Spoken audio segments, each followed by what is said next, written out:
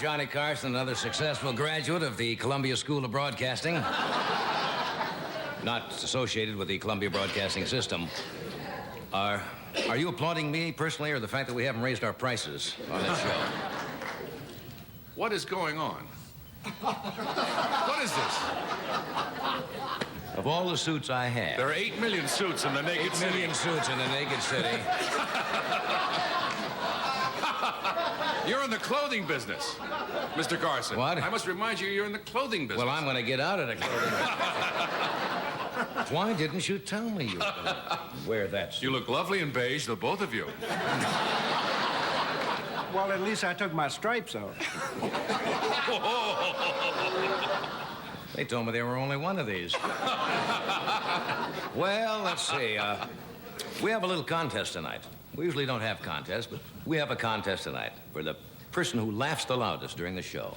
You will find a 5-pound rump roast under your seat. And for the person who laughs the least, 5 pounds will be taken out of your rump. So, hey, some good news. Would you like to hear some good news for change? About time. The government announced for the first time in 3 years the United States wound up with a surplus in balance of payments. Now, wouldn't you really rather have a hamburger? Who cares from that? Food situation is really bad. How bad is it? Well, doing Maury Amsterdam all of a sudden. How bad is it? I saw a luncheonette today.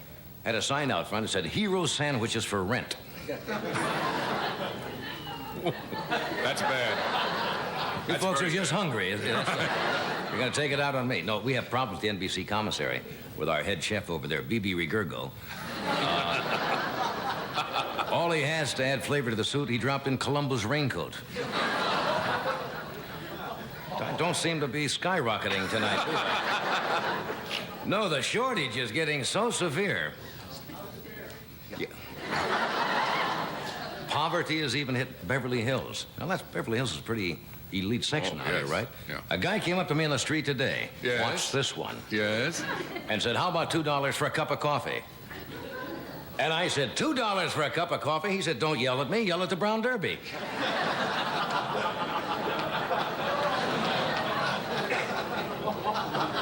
Maybe, But the band, for some reason, likes this. They like to see me struggle, but Maybe it's just- there's no end in sight to the meat shortage. You know that? No, tell us. Remember when the hamburger helper had something to help? Maybe you're just You not remember funny in World beige. War II? That was, what? It might be the beige suit. Try one joke with your coat off. Just let me take your coat.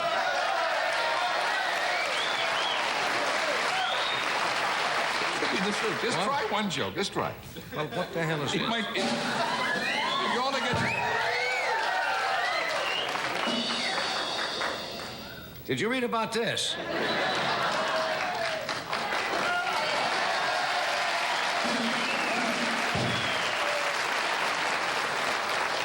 Did you know Italy is having a spaghetti shortage? That is true. Can you imagine Italy without spaghetti? That's like imagining Sophia Loren without... Maybe we better forget what that's like. But it's just like, give me the coat. I feel naked out here. That doesn't help. It's... Maybe it's the pants.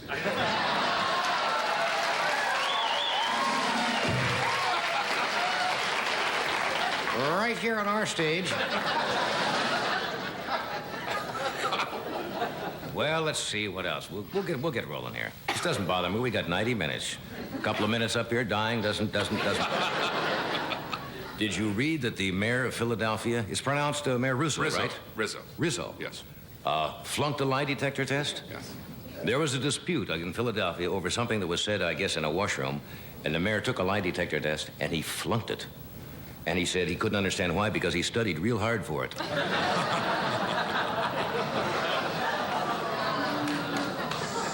You can't boo when you get in for free. You can boo. You have a right to boo when you pay, but this is a freebie, folks. There was another poll just came out today by the Anthony Quayle and Company poll, and they reported today that if the election for president were held today, McGovern would defeat Nixon for the presidency. That was a poll that just came out. You know what that would mean? We'd all have $1,000 to buy a steak. The poll also showed if Nixon ran today, he would be beaten by Ronald McDonald, also. And Mom's Mapley. But, only, what do I got a hangnail there? No. Only 31% of the people polled thought the president was doing a good job. That's rather incredible, isn't it? And 31% of the people polled were also under arrest. Did you know that? There's another poll that came out today. A lot of polls out today. This was... They just happened to come out on the same day. The Gallup poll took a poll. Of course, that's what they were there in the business to do. What else would they take? An umbrella? They took a poll. And they showed, you love to see me really struggle. Sadistic quality in the monologue. Ron, why don't you tell him a Polish joke? He's a big help. You can't do Polish jokes. You just said all these polls were out. Yeah. No, I meant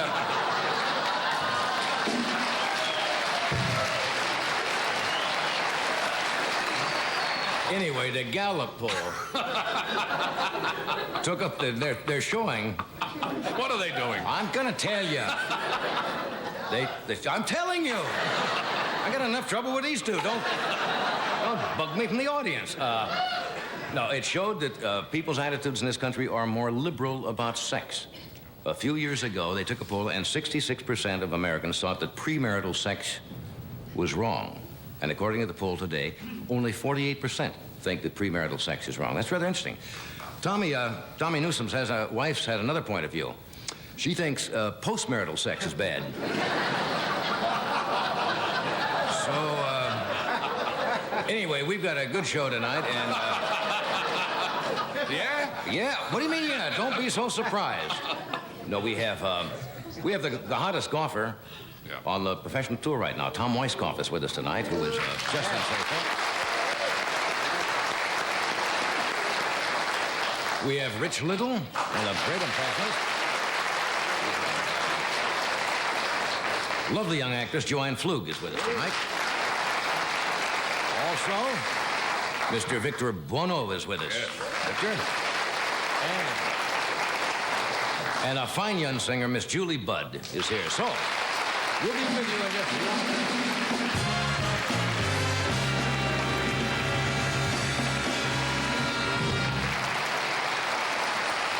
We'll be back after this message of interest.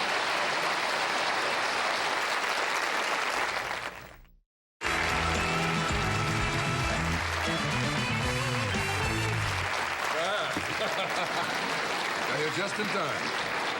So just a touch of coffee. People always think this is wine or something. It's Hot coffee? Coffee. I'm drinking iced tea. Listen, I'm going to your old town this next week. Corning, Iowa? No. That's where I was born. I didn't say where you were Logan, born. Iowa. No. Clarinda, Iowa. Shenandoah, Iowa. No, I'm not going. I'm going to Avoca, Omaha. Iowa. I lived in all those towns. Did you know that? Did you grow up in Omaha? No. You I told didn't me you grow up in worked in Omaha. Omaha. You part of your life you're in Omaha. Never been to Omaha in my life. Come on. Never. You worked on a television station there. No. Omaha, Nebraska. Lincoln, Nebraska. Yeah, but you worked in Omaha. Never has been there. That's terrible. Yes, I did. I'm going back to anything you would No, like I me to didn't do. grow up there. I worked at a radio station, WOW, in Omaha. Should I say hello to any of your old girlfriends you'd like me to say hello to? No, they would be old girlfriends now. I can go out to the Council Bluffs home and probably see some of them sitting out there, being spoon-fed by attendants. Anything you'd like me to bring? I'm going to that theater that's... Bring me a steer. Bring you a steer. Bring me some meat. I'll probably get some beef in Omaha, right? I Finally. don't care about the girls. Bring me a half a side, a hind quarter of beef. Yeah, but I'm working that Or a hind theater. quarter of lamb. Or lamb. Hind quarter of anything. I How don't about a care. nice pork loin? Fine. And a couple of nice loins. What are you doing in I'm Omaha? appearing there at my nightclub concert act. What's the theater backwards? It's in Nebraska spelled backwards. Now, you know how to pronounce it. I have trouble. Exarban. Excarbon. No. What? Don't. Try it again. Why is that difficult? I don't know. It's a strange word. It's not a familiar word. You've gone to the Columbia Broadcast School of Announcing, didn't Yes. Not to be confused with the Columbia Broadcasting you? System. Exarban. Exarban.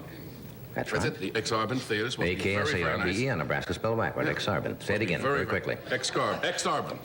The Exarban Theater. That's right. Yes, I'll be there for a week. You'll be away at the Sahara Hotel? I open Saturday night, this coming Saturday night, the Sahara, for 2 weeks up there. And you'll be here, right? Freddie DeCorda will be here looking at Bishop. old reruns of Bedtime for Bonzo. which Listen, one thing I'd like she to do, directed. I'm supposed to be at Steel Pier next week, and I'd Well, like why to don't you thank go George there? Hammond for releasing me. Well, he released me for What do you want to 2 thank days. George Hammond for? What did he do? He let me out of 2 days at Steel Pier Why? so I could go to your town. Well, if you had the Steel Pier booked, A big... why did you get out That's of it? Garvin. Because Did of his Omaha- generosity. He's a Now, nice you mean man. you made a date to play the Steel Pier, Yes. and you had that all set? Long and time then ago. they called you and offered you more money at Omaha, and you ducked out. No, it's a week. As a I was supposed to- professional, you ducked out of your obligation, morally, to pick up a couple of lousy dollars. Well, you I would told have me- done the same thing. You did it years ago. That's No. how I learned about it. But you want to thank him because you were going to work the Steel Pier, Yes. huh? Were you going to do the horse thing off the Going off the horse, yes, with the lady. famous diving horse? Famous. They still have that, by the way. They what? They still have that. For those of you who've never been to the Steel Pier in New Jersey, Atlantic City, they have a lady who climbs up a ladder, and I don't know how to get the Horse horse gets up up there. by elevator. She What? climbs up. The horse goes up by elevator. Yeah, Be difficult for a horse to climb up a ladder. You can picture that, can't you?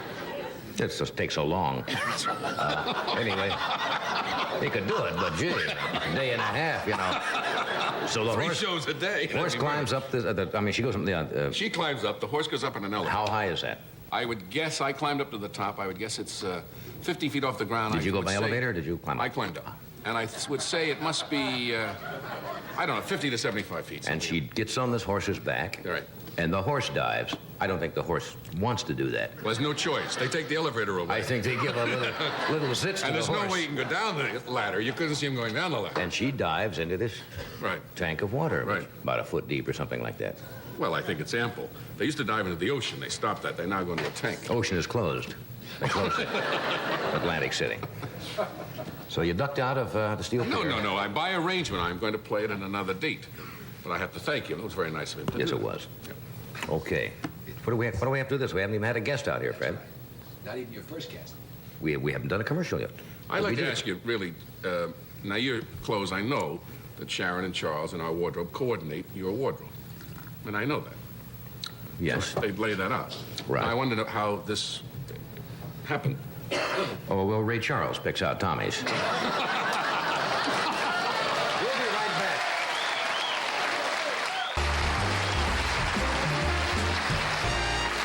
In the past 3 months, Tom Weiskopf has set an amazing record. Really incredible by any standards. He has won 5 out of 9 tournaments that he was entered in, including the British, the Canadian Open, and the other 4 he finished no lower than 5th. And he won himself over $200,000 in prize money. He is really the new superstar of the golf world. Would you welcome, please, Tom Weiskopf.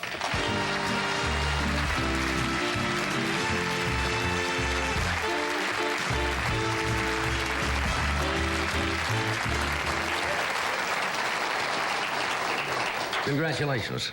Thank you. That's really incredible. Did it come as a surprise to you?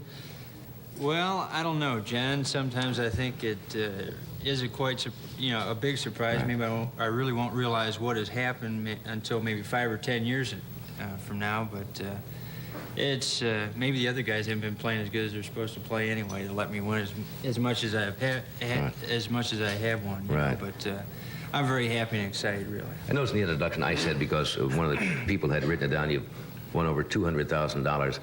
Do the fellas get a little, not irritated all the time, but every time I watch a turn-up, the sportscasters, constantly, this putt is probably worth $8,000 between first and second. And they keep talking about the money all the time in the game. Like this is the only thing that you play for. I mean, you're a professional. Of course, you make your living this way. But do you think there's too much emphasis sometimes on quoting how much the guys have made? It's really nobody's business in the first place, I guess. Well, I think you have a point there, but there's one fact. The money is always there. There's something that's established before we play, and the Right. professionals really think about, when they have a putt, they don't think about the money that it might cost them or they may lose or win by either making or missing the putt. They think about their position. Right. to better themselves instead of finishing sixth, fifth, Right. second, first. Winning is the hardest thing. The money is always there. It's great. It pays a lot of bills, but the thrill of winning cannot be compared. Is it true that golfers really play yourself and the course rather than trying not to be conscious of what the other fellas are doing? Well, I think that's the thing I had to learn when I first came up, John. I was so awed about some of the great players like Nicklaus and Palmer, and I get out there playing in competition with them and competing to win and being in a position to win. I was watching their game all the time instead of really concentrating on what I was supposed to be doing. And that's the thing that I think I've learned. You have to play one shot at a time, no matter how bad or how good it was, and play the golf course. Right. Now, you've been a pro since, what, 1964? And you've had a pretty good record, but then all of a sudden, you had this incredible run of winning 5 out of 9. What was the turning point? I know it had something to do with your father's death, strangely enough. Well, I think that had probably the biggest bearing. My father was a very good amateur player, and of course, you know, like any father-son relationship, he saw me with the opportunity of being a professional, and I turned professional, and with a great life ahead of me. And I think he put myself in my position. Well, here's a kid something that I wanted to do. And he was my biggest fan, which every father is. And then I had won some tournaments, but he always thought that I could be so much better if I just work a little harder and dedicate myself a little bit more, because I've always had a lot of natural ability. Things have always come easy. And then when he was sick with cancer at the beginning of the year, I'd come in and see him as often as I could. And I said to myself, watching him die, now here's a guy that doesn't know he's going to die. We all knew this. And I said, he's fighting for his life. And I said, I really feel like I let him down, because he said you'll win major tournaments, which I had never won in front of him. And I felt I had let him down. And after he died, I said, not being fair to myself, to the people who have helped me, to him especially, that as long as I will play this game from now on, it's going to be 100%. I'm going to work at it, and I'm going to try to be the best. You did. Yeah, that's incredible. I don't know whether that's ever been done before with major champions like that. I know Byron Nelson in the old days would win 6 or 7 or 8 or 9 in a row, but it hasn't been done for many, many years.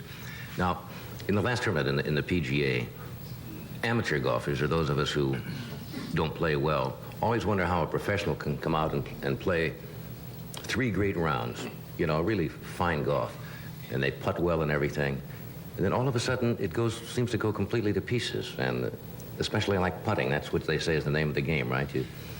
That is the name of the game. You have to play the shots in close enough to have the opportunities, but when you do play well and hit the ball close to the hole, you know, and have a lot of birdie putts, you have to make them to win. There's no doubt about it. It gets down to that, but there are other facets of the game that really people tend to overlook. Like, you have to drive the ball and play a lot, and you have to hit a lot of greens, but if you can do that, then you have to make those key putts.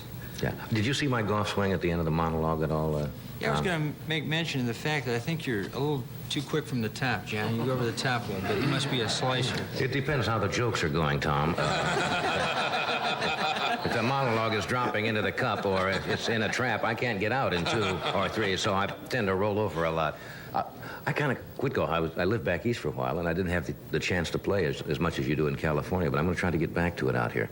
There's another question I was going to ask you. Something I've noticed when that there's so much coverage of golf on television now, that the amateur players are doing a lot of times what the professional players do, which slows the game down, because they see you guys sitting there, and now you're playing for your livelihood. This is your bread and butter.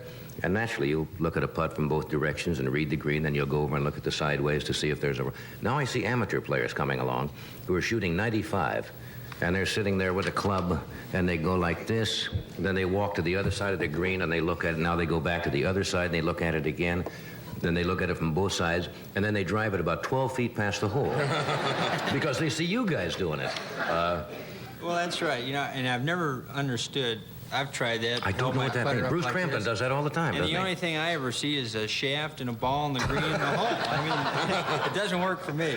But I think the amateur players, you know, it's a kind of a game. I think that it's such a great game. It's part of my life, but it's a game that you don't have to play with somebody your own speed, as you might say. You know, like in tennis, your own caliber of play, and you can play it at a late age, but because of Arnold Palmer and I think television, you know, it's influenced golf, and it's slowed the game up quite a bit because, John, I've gone out there and played some of my greatest rounds, never warming up, and in practice rounds, just wasting time, never looking over a shot. So you don't have to do that. Yeah. Do you think you're playing the best golf of your career right now? Obviously, you certainly have the past month or so. I would have to say so, John, but I think I can still improve quite a bit. I really do. Do golfers have, do you think there's a limited time like there are? Well, I saw Sam Snead out there at 61 shooting 4 rounds of 71, which was incredible, which was only, what, 7 or 8 strokes off of Nicklaus's win, actually. But do you think you reach a point like ball players where you either get tired of it, especially in tournament golf? I mean, where you're playing every week and every week. Well, I think the first thing that goes in any sport are your legs. And when you get around 40 years old, I think that's what's happened to Arnold. and Billy Casper. Yeah. Because when you stand over those putts, you know, you have tension in your legs and stuff. 40's real bad, Tom. My legs went about 10 years ago, and that's why I sit here frequently. I want to mention, you're going to play in NBC's World Series of Golf, which is September 8th and the 9th. And then you mentioned something you were really looking forward to with all the success you've had in the tournaments is the Ryder Cup matches, which, of course, means that you're representing the United States, which must be quite a thrill for you. That's right. I mean, I've been all over the world. I don't know how many countries and continents, but I'll tell you, the United States is the greatest place I've ever been, and I'm proud to represent my country. That's great. why I'm We're proud to have you. We've got something over here.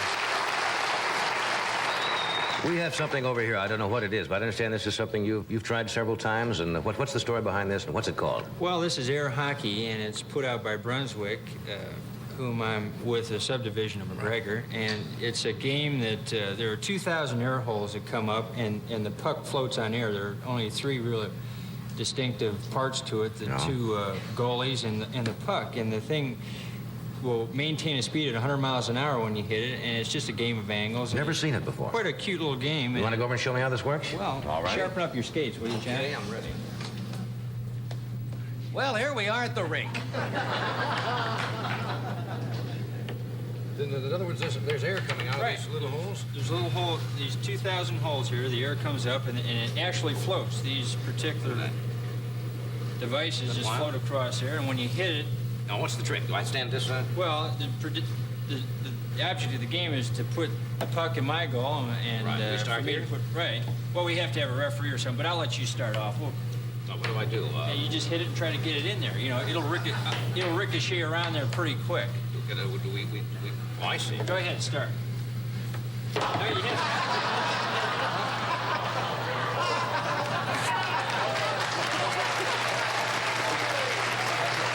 Your hand has to stay up. This is the goal. Oh, I see. I don't. Right. I just have to stay with this. Right. Nobody explained that's a game. I thought you just. You could get a 2-minute Well, see, I'm more penalty used for to shuffle. slashing. I'm used to shuffleboard down to St. Petersburg. Where is it, Harry? All right, you all set? In other words, nothing to this at all.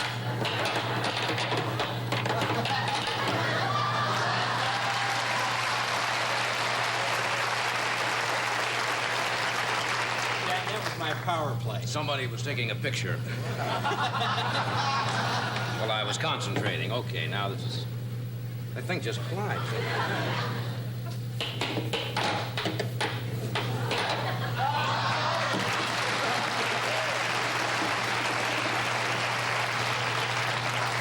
If you would have let me throw it like I did, I'd have won the game. I thought that's what you were supposed to do.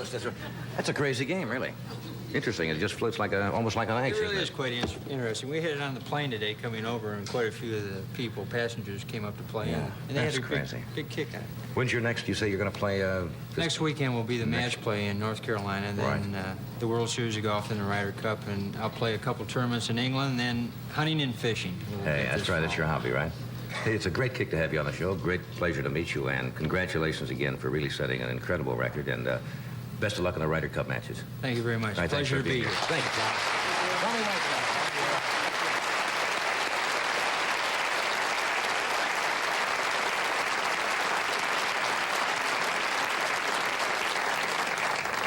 Tom. He's a nice guy, isn't he? Very nice. But doesn't that grab you when somebody says, well, the legs start to go at 40? Oh, Huh? that's right, though. You what? He's right, though. Oh, come on. They start to go. A lot of spring in my legs. Yourself. There's also a lovely glint in your eye. And a song in my heart. And frost in my shorts or whatever. I don't start those silly things. Victor Buono. Is going to be here tonight, along with Joanne Flug, Rich Little, and Julie Budd. And now, we will have this word, and then we'll come back with one of those four people.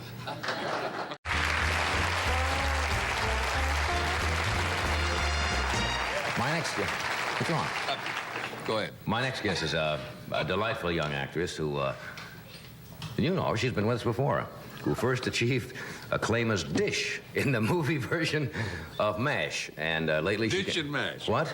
Dish and MASH. Lieutenant Dish, remember? Yeah. The nurse in MASH, in the movie version. Right. And she can lately be seen in a good number of my dreams.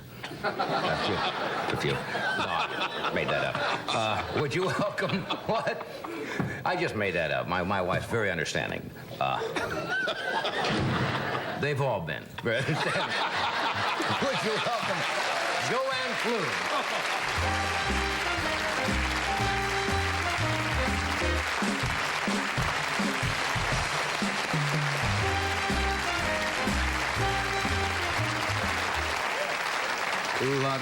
How are you? I'm just super. We're silly tonight. I'm so glad. It's been one of those dippy days. You've had a dippy day, too? Oh, yes. What's gone wrong? Well, I came dashing out here with my hair wringing wet and came screeching into the dressing room, and they said, we don't have a hairdresser. Our show? Are we in trouble? No, they're not. We fix your hair.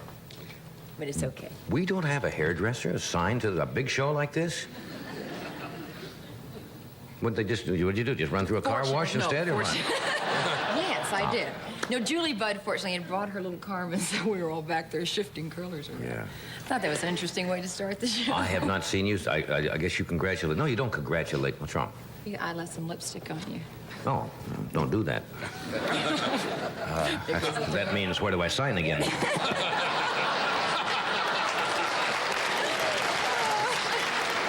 Got to watch those things. May I see the hassock next week? You're laughing, aren't you? You don't congratulate the bride, do you? I don't know. Say best wishes. You say best wishes. I hope you have a very happy and long life. And, what? Together. Try it Together. with the man. Together. Yes, With your new husband. You Yes. congratulate the groom. Yes. Why is that? For capturing the bride. What? For capturing the bride, yes. Is that where that comes For winning, from? yes. For winning the bride, you congratulate him, and you wish her best wishes for a happy life together with him. Yeah. I'm glad he explained that, because Yeah. it always is very awkward to go up to someone and say, best wishes. Yeah, Kind yes, of leaves kinda. you kind of standing there. Well, I'm very happy. Thank you. Congratulations to you. Thank you. Did you live to get along before you got married? No. We didn't live I just thought I'd break the tempo of the interview. To see if everybody was awake. What? What'd you say? I was teasing. I just did that to wake up the audience. It's so cold in here, and they'd have to stay awake. No offense. I think Is you're it very cold- is it clever. cold here? Yes, it is. I brought my stove. Okay. No, you mentioned if I'd lived with my husband before I was married. No, I didn't. No, and that was not a nice question to ask. I only did it because I've known you for a long time, and I did it as a joke. Well, the reason I brought it back up because I wanted to segue into something, if I may. Certainly. How I met him. How did you meet him? But you never ask. It was the answer to a prayer. Really, I'm not being facetious or anything.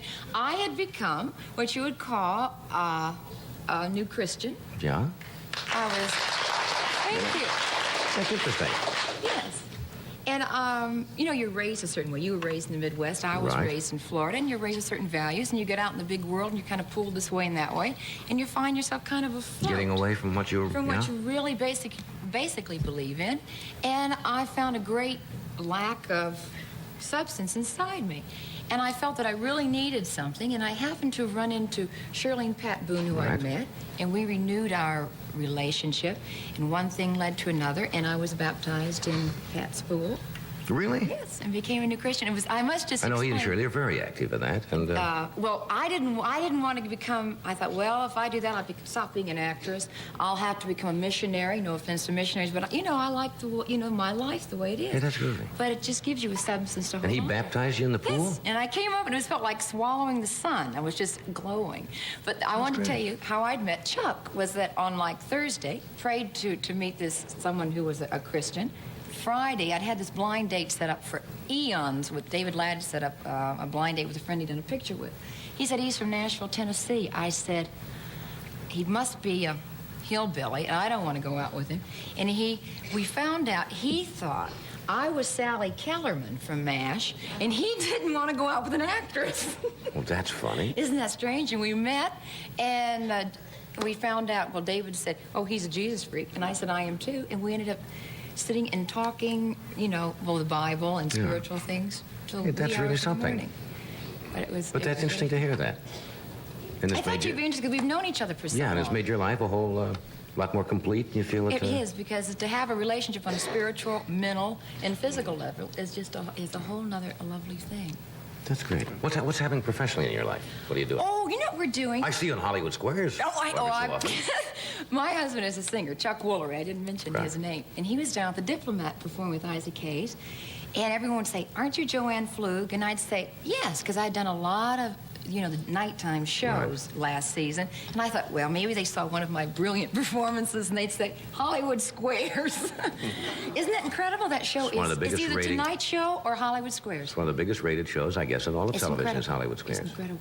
What we're doing right now is working on a daytime interview talk show.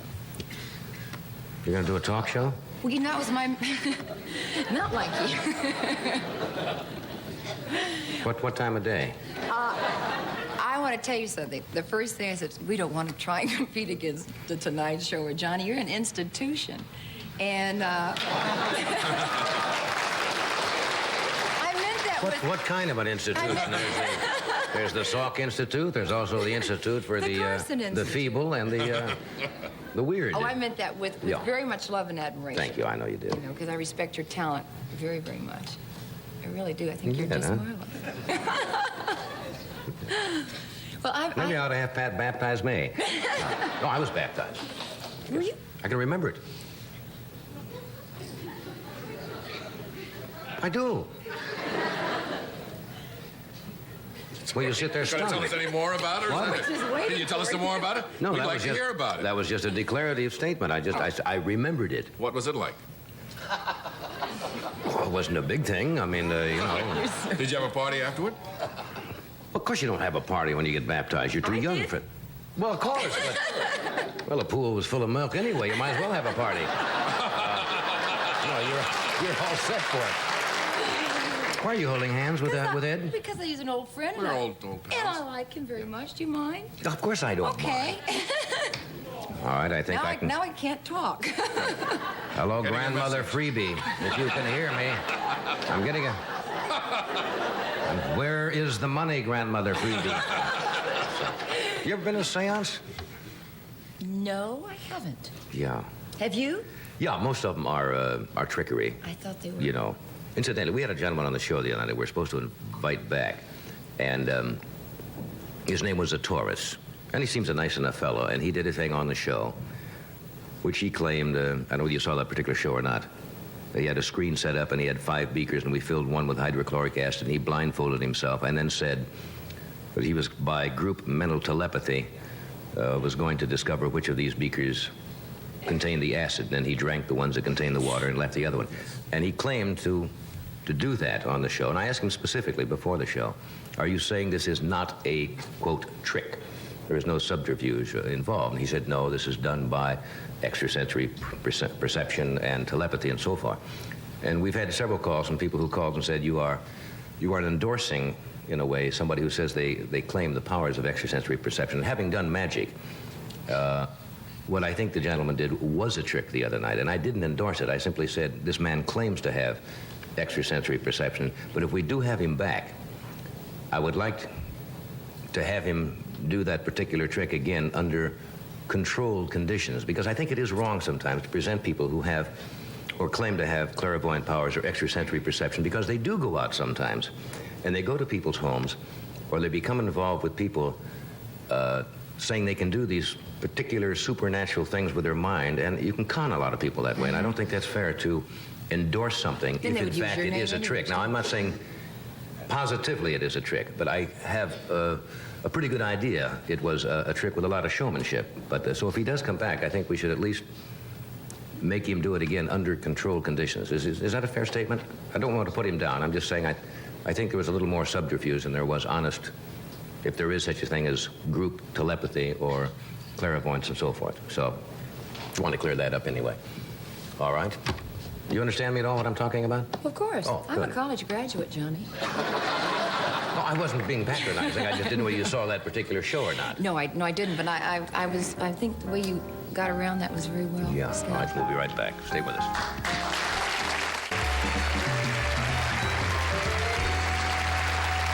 Rich Little is with us tonight. You all know Rich. He's an amazing man. He has a great capacity, which I envy, to do impressions, but great impressions. He not only gets the voices, but he gets the mannerisms, which takes a great deal of time.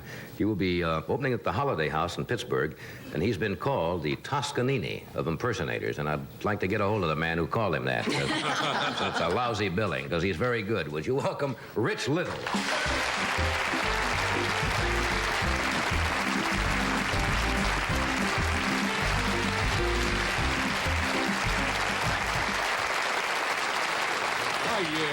You don't want to go.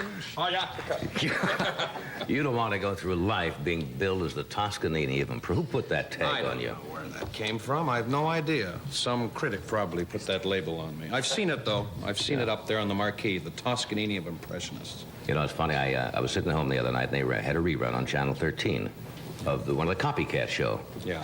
that you fellas did, and I was in the other room, and I hear for a moment, you know, when you stop, and I said, "Who?" I said, "I know that voice," and I was not watching television, and it was you, and you were doing a takeoff on the Tonight Show, interviewing guests.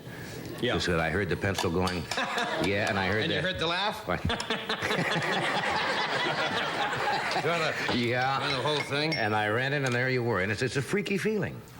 It really is to hear somebody doing you. It was funny doing that over in England. That's where we shot that show, in Yeah. England. And the technicians and people over there didn't know half the people we were doing. You know, when we went to do you, that didn't mean anything. The slightest idea why I'm because we And don't Ed play Sullivan was over to do a guest shot, and I remember a technician coming up to me and saying, who's the old guy with no neck who can't talk? They didn't know Ed Sullivan? Didn't have a clue Ed was. Yeah. I said, he's a big star. Yeah. What does he do? They said. Wonder what Ed's doing now Sunday nights. You think he's standing around in New York just introducing cars as they go by? It's got to be such a habit, you know. Ed is the only man I've ever met who can count up to 3 and get 2 of the numbers wrong. Which isn't easy. The sad thought about it is there are a lot of bears standing in unemployment lines around the country waiting, No, you know. he needs people to follow him around writing him day-to-day conversation. I mean, what was the bit? Oh, yeah, if somebody came up to Ed Sullivan on the street, because he reads everything, and said, "Hello, Mr. Sullivan," Ed would probably look over their shoulder and say, "Don't walk." It's a cue card, huh? He's a lovely man, and Ed Sullivan is one of the people in the business who loves people to do impressions. The first... I hope so.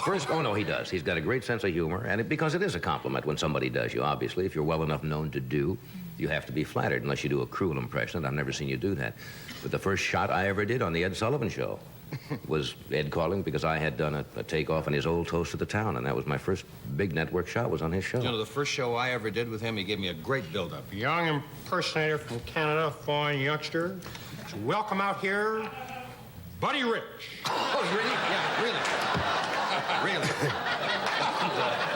You're very lucky. Ed must have been hot that night. Usually, you got one of them right.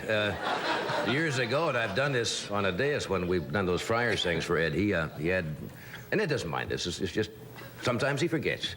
And he had Rosemary Clooney on years ago, and Rosemary Clooney was just about as hot as you could get at that time. You know, everything was working, and she had all the records. Ed came out and says, "Now, it's one of America's popular, really fine singers. Let's hear it." And he just went up. "Come on out here, honey." She didn't even get Rosemary or Clooney. She got, "Come on out here, honey." And it was... Oh, I love it. And his son-in-law, Bob Preck, you know, tells these stories. They're hysterical, but Ed doesn't mind. No, he's a he takes pretty all good these guy, things. he really is. Have you been watching now? You've got new fodder because of the Watergate show. Yeah. You all of a sudden, you have 7 or 8 people who are relatively unknown to the general public who now are major stars. Irvin and Talmadge and Weicker and Gurney and All of those people. I've been watching Talmadge. and casting it in the movies. I think Charles Lawton would have made a... He's no longer with us, but he would have made a great Irvin. Yeah, you're right. And maybe Gregory Peck to play Senator Baker. And Ozzie Nelson is going to play Halderman. And Ralph Williams is going to play Erickman. Not bad. Wouldn't that be crazy? Oh, that's great. That would be crazy. Ehrlichman reminds me of a guy who sold me some aluminum siding about 1948. I don't know why. Now, have you tried to incorporate any of those voices, or is it too new at all to get those down? You're very quick. I do Baker in my accent, Senator Baker. Now, I want to go over this point just one more time, and I want to get a clear picture of what you're trying to say. Now, according to your testimony, on April the 28th, you and Mr. Halderman, Mr. Ehrlichman, and Mr. Dane went to the president's office, and at that time, the subject of Watergate came up. The president, upon hearing that, sat back in his chair and said, testing, 1, 2, 3. Testing, 1, 2, 3. You know who, I don't know if you've noticed this, and I'm not trying to compete with you on impression. I don't know, but your ear, you know who Gurney sounds like? He sounds like a very sleepy David Brinkley. I was working on Gurney today, and I wrote down a little speech. Interesting sound pattern. Oh, yeah. Now, Mr. Dean, you mean to tell me that when you went to the president's office to discuss the events leading to and the subsequent cover-up of the Watergate incident, that you were not aware that recordings were being made? Well, at the best of my recollection, at that point in time, I would have to say no. However, I might add that on several occasions during the course of our conversations together, the president would lead me over to a rubber tree plant and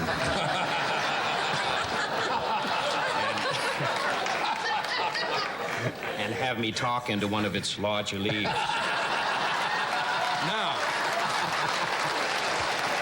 Now, Gurney says, well, Mr. Dean, would you tell this committee your feelings toward rubber tree plants in general and the president's rubber tree plant in particular? Well, I've never been overly fond of them, Senator.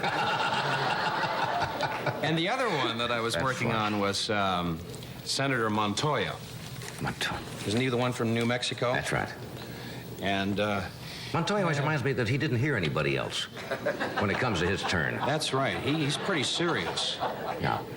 Did you take these tapes to your home? Yes, I did, Senator. Did you play these tapes on a tape recorder?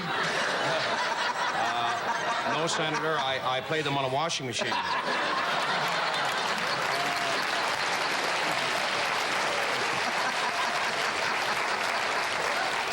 At what speed? At what speed did you play these recordings?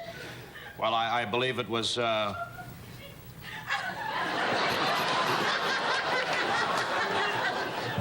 It might have been faster, Senator. I really can't recall. I think it was something like this. Did anyone else hear these recordings when you listened to them? To the best of my recollection, Senator, there was just the recording technician and myself listening. The recording technician heard these tapes with you? Why is that? Well, because I don't know how to play them on a washing machine. We'll take a quick break. We're coming right back.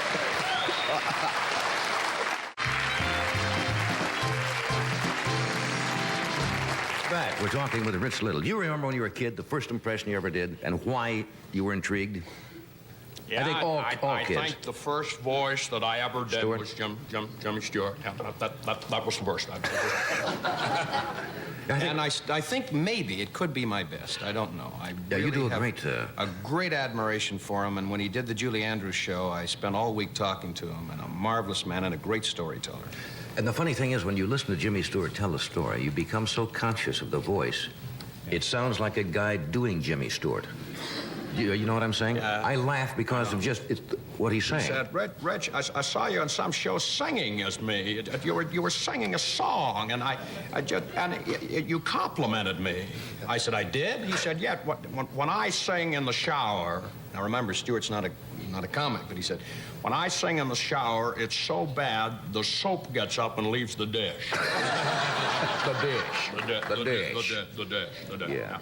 But he was the first. Yeah. What do you do? I would assume that you must tape or record them to listen to the speech pattern, because the pattern is almost as important, you know.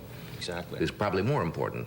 You must get the voice, the When I was working on my impression of you, I played it over and over. I'm not particularly easy to do, really. I don't believe, to impersonate. Once you get it, you're a good subject because you have so many things that you do with the tie and the straight back and the.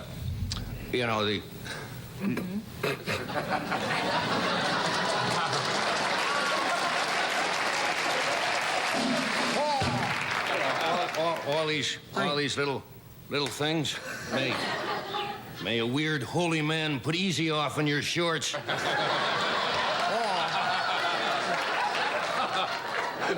So you're Yeah, I know. We all have little things. You know, you have to lay this in once in a while, Rich. That's right. Got to put the eye there. I don't know what. Everybody has those little. Bob Hope is Bob is extremely difficult to do. And he likes to fiddle too, doesn't he? I do the pencil thing, but Bob comes on. He has 3 pencils, and he sits and he hits, and he's one of these. Great cufflink straightener, constantly. But Bob is voice-wise is very difficult to do. Very. I've never heard really anybody do Bob Hope very well. No. Any of the great impressions, you or Gorshin or no, what I meant, including any of the great impressionists. I've never heard a good Bob Hope, and I don't know why, because he's got a distinctive sound, but no one's been able to capture it. Very hard. Steve Allen's hard. Outside of the laugh. Outside of the laugh, He's which got is that your giggly laugh. laugh, yes. And Steve and I. Whee! Moving right along, folks. Okay. Is there anybody you would like to do? Who do they request most? I would say that President Nixon is a good one to do. John Wayne has always been a popular impression to do. And you, I mustn't. That's funny. You get fantastic reaction in the clubs, and of course the kids out there aren't too aware of some of the things I'm doing. Yeah. But it's dynamite. I do you in my act now. Doing your monologue and then bringing on Richard Nixon as your first guest. Oh. And Just do a little bit of it. Nixon comes out. He's been working with Bob Hope for 2 weeks. And I say, My first guest is Mr. Richard Milhouse Nixon. You remember him? No. Well, we forget so soon. No. For the past couple of weeks, Mr. Nixon's been working with Bob Hope, and Bob's been helping the president with his. See how I goof like you? that little trip. That took 2 weeks to get that. No, he's been working with Bob Hope for the past couple of weeks, and here is the brand new president of the United States after only 2 weeks' work with Mr. Bob Hope. And then I come out, Nixon comes out.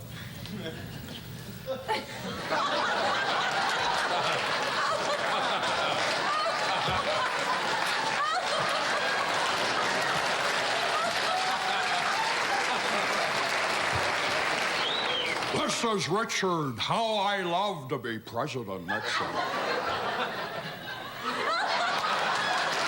I want to tell you, my fellow Americans, I just got back from Hollywood where I was working on a new motion picture. It's called Planet of the Tapes. But I want to tell you, Spiro Agnew was going to write the screenplay, but unfortunately he could never find his damn crayons. And it just goes on. Oh, yes. I love this bit.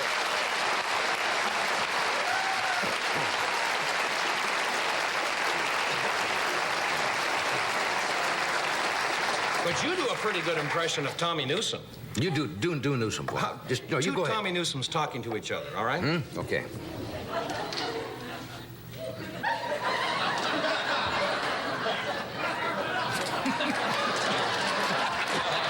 No, you gotta do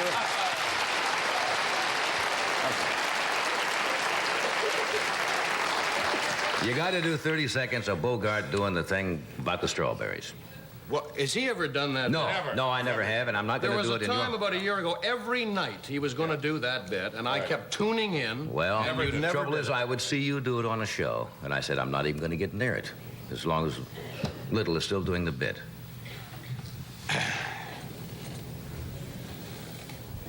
I tried to run this ship properly, but they fought me at every turn. They were all against me.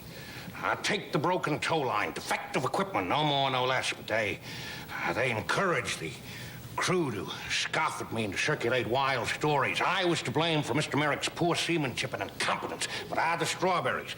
I asked for the strawberries. They laughed at me, but I proved beyond a shadow of a doubt and with geometric logic and deduction that the duplicate key to the water icebox did exist. And I'd have produced that key if they hadn't pulled the cane out of action. Mr. Merrick was the perfect officer, but not Captain Queek. But the strawberries, they laughed at me, but I proved beyond a shadow of a doubt and with geometric logic and deduction that the duplicate key to the water icebox did exist. And I'd have produced that key.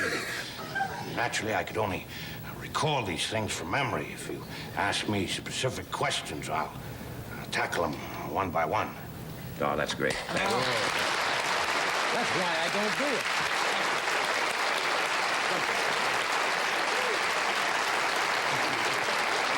Now you just call get out of here.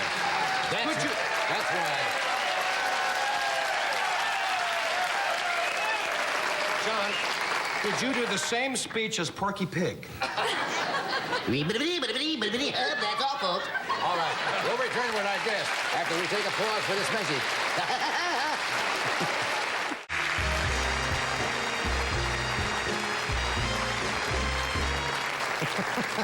We're talking about Howard Cosell, who was out in the hall tonight with Tom Weisskopf. What did he say to you? Howard Cosell said, Rich Little, if you could talk as me all the time, you would notice an upswing in your career.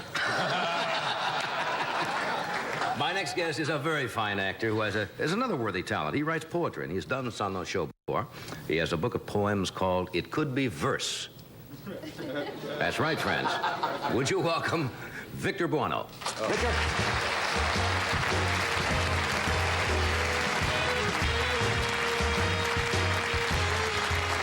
Thank you. Thank you, John. Thank you, ladies and gentlemen. I needed that.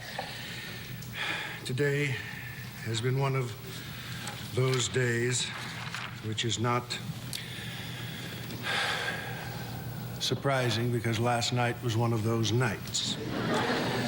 I woke up this morning, my stomach and my head were very accurately reliving the last few moments of Krakatoa and Krypton. I could only get one eye open and it was crossed. I then proceeded to brush my teeth with Brill cream, rub a dab of Crest into my scalp, deodorize myself with hairspray, and then I tried to quell my indigestion and headache by dissolving and drinking 2 tablets of Efferdent. It helped. Then I went to a corner and sat down quietly to gather myself, and I wrote down these thoughts on the back of an eviction notice. Tonight I'm on the Carson show with Doc and Ed and Johnny, and I haven't got a single thing to say. I'm feverish and flaccid, and I feel about as funny as an oil spill in San Francisco Bay. I woke up with a howling head. My lips were blue, my eyes were red. I shaved and cut myself and got infected. Then the news arrived detailing how the stock I'd bought was failing and my broker's phone had just been disconnected. My sinuses are pulsing and my bunions are convulsing and my blood is full of cholesteric lumps, and I'm sure that in addition to this terminal condition, I've got botulism, acne, mange, and mumps. My brain is torn and tattered and my nervous system shattered. My muscles both are wadded in a bunch. My follicles are dying and my arteries are drying, and I feel as if I ate a Jeep for lunch. But to cancel now would be absurd. I said I'll show. They have my word. To break it would be cowardly and base. Why, my agent would be jailed and then probably impaled. But optimism here is out of place. A person in my present state could imitate a paperweight or simply sit there trying to look fat. I could always go get stewed and just walk on in the nude, but their budget isn't big enough for that. Perhaps I'll write a rhyme or two to fill the gaps and get me through. They don't require talent, only nerve. And if they cause some laughter, I can alter them, and after I can palm them off on Dick and Mike and Merv. But evening falls, the moon is low, and duty calls, so I must go and give my all for dear old NBC. I may make a nation yawn, but the show will still go on. It's Lourdes I need, but Burbank's where I'll be.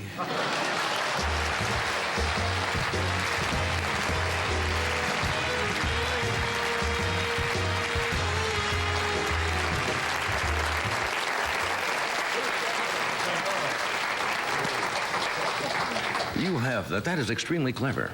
Well, thank you. have a fine talent for words and... Keeps me off the and streets. free form. What would that be called? Like free verse or? I don't know. Just, no, not free verse. It costs a little bit. A rhyme, but that would be called a setup. A setup. Do you like puns also? Obviously, you do. Sometimes they can get to you after a while. I know people who are punsters, and they. After a while, I want to hit them. Everybody groans at puns. Yes, but the better they are, the more they groan. That's right. You've been in London, I hear. That's why we haven't seen you. Spent a couple months in London, reacquainting myself with the city and the people in it. It's such a marvelous place. I've not been there for years. Contrasts. My first walk, my first day in front of the Victoria and Albert Museum, there's a piece of graffiti chalked on the wall. Remember Attila. It wasn't a threat. It was just sort of some lonely Hun wandering around, feeling sentimental. I suppose the Hun settlement house was closed and he had nothing to do. Remember Attila. It was sweet. And the pubs are nice. I've discovered English pubs. They're more fun, I think, than bars here. People communicate. They go at it businesslike, though. Most the working people, when they go to a pub, they go there to do heavyweight 11 to 5 drinking, don't they? And 7 to 11. They have the bouncers who throw people in those places. And they have the stout, and if I remember, they do not like their beer chilled, as in this country. Beer isn't really an alcoholic beverage over there. It's a medicine. It's so necessary for their survival. I've seen people consume immense amounts of beer and nothing happens to them. Yeah. Are they still there are more probably Japanese tourists now in England and in many countries than there are American tourists, are there not? There are many American tourists. It's funny, I've run into American tourists all over the world, and something that seems to be rather common is an attempt to ingratiate themselves with foreign people by very loudly condemning everything American. And they go on and on and on doing it. In other words, putting down America until the time that the foreigner looks as if he's going to agree once too often. Then the American gets mad and reminds them either that we beat them in a war or helped them win a war, or that they owe us money.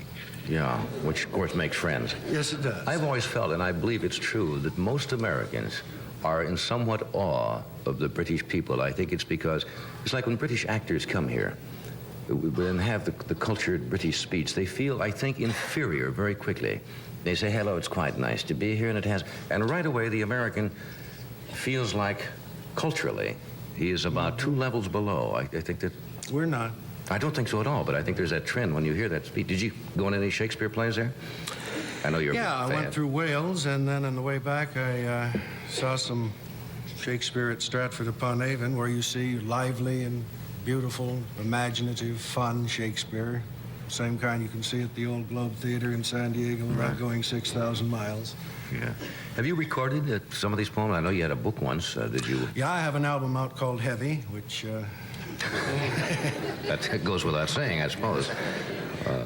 And I think I have another book coming out this year. I haven't finished it yet. We'll see. Yeah. We won't even talk. Sit in the damp corner and write. We won't even talk about diet. We discussed that every time you were here. I don't believe in it. You do, because you don't believe in it at all, right? No.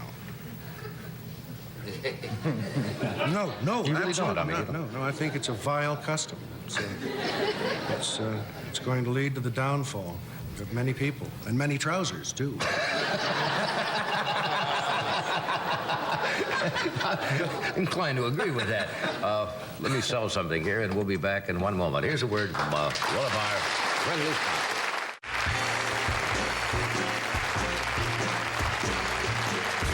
We're back. We just talked with Julie Budd, who was going to be with us, and will join us on Friday because we're a little behind time, and it's not fair to try to on Monday show.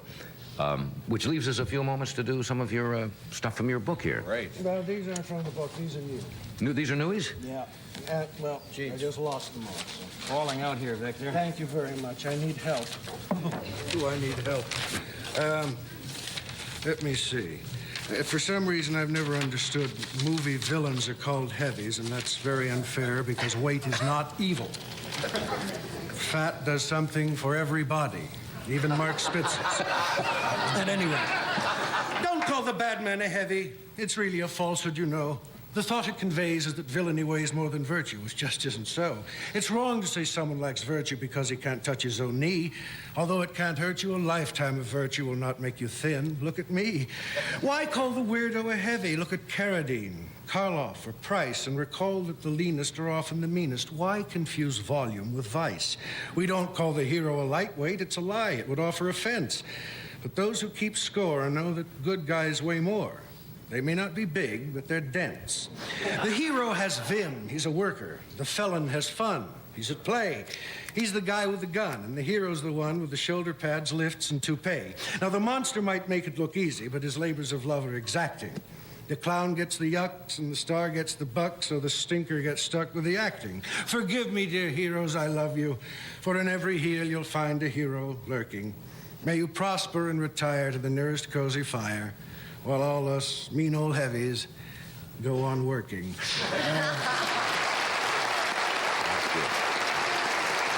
This is a quick one. Euphemisms are a bloody bore. They all give me psychical gas. Use of them offends me to the core. To be blunt, they're a pain in the popo. This next one was actually should be done by you, sir. I wish you would write something for me. Love it. It's here somewhere. Yeah, some of your characters doing poems would be... This is a very interesting way to do a show. Oh, yes. This was sort of inspired from some television I've seen in the past few months. Now, Lord, I'd like to make it crystal clear that my powers, unlike yours, have limitations. The things you did in 6 days would have taken me a year. From the bottom of my heart, congratulations. I speak to you in meekness, not in pride, and I proclaim with all the candor I possess that although men call me leader, yet I know down deep inside that I'm just your chief of staff. No more, no less. I've always said that spying is a sin, and I've always said that snooping is a no-no. I can prove it, too, because everything I've said since I was 10 has been recorded, both in stereo and mono. Though enemies enfold me like a vine, I've forgiven them, and you must do so, too. And if you haven't kept a list of enemies, use mine, because if they don't like me, they can't like you. My friends are fading fast, oh fickle mob. So tell me where to find the truth, and then I can prove again I'm still the man best suited for this job. Go ahead, Lord. Testing 1, 2, 3. Amen.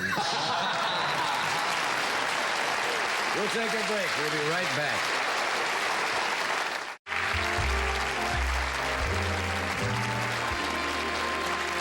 Thank you for doing that. Victor just gave Rich that thing to use. That's great. Whatever you want in your act. I'm humbled by that applause.